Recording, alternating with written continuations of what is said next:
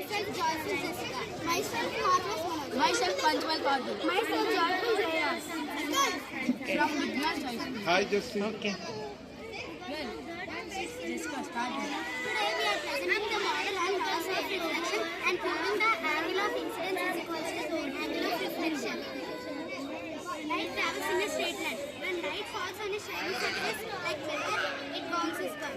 This bouncing back of light is called reflecting. Reflecting helps us to see if the objects are opposite. Our aim of this project is to prove the angle of incidence is equal to angle of reflection. The material required for this project is mineral, white sheet, and torch. When a ray of light falls on a reflecting surface, it is called the incident ray.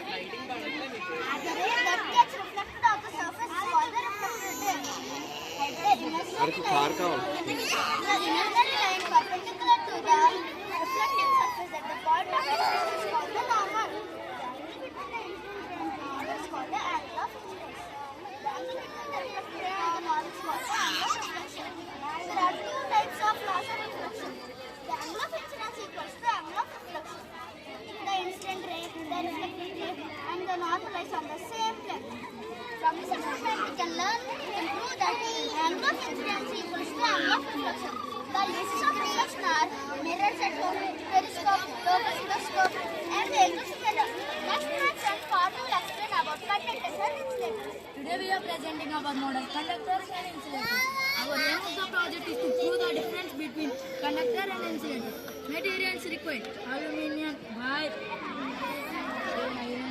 iron, graphite, wood piece, chalk piece, eraser, thermocol. Next, my friend Jairaj will explain about this project. Today I will explain about the difference between conductors and insulators. Conductors, these materials that do not allow electricity. Example, copper, iron, graphite, water. This is called insulators. Insulators, materials that do not allow electricity. Example, wood, glass, plastic, paper. If the material is a conductor, it will allow the electricity to flow through them. If the material is insulated, it will do not allow the electricity to flow through them. Finally, I conclude that conductors will allow the insulators will do not allow electricity. Thank you. Thank you. Your photo.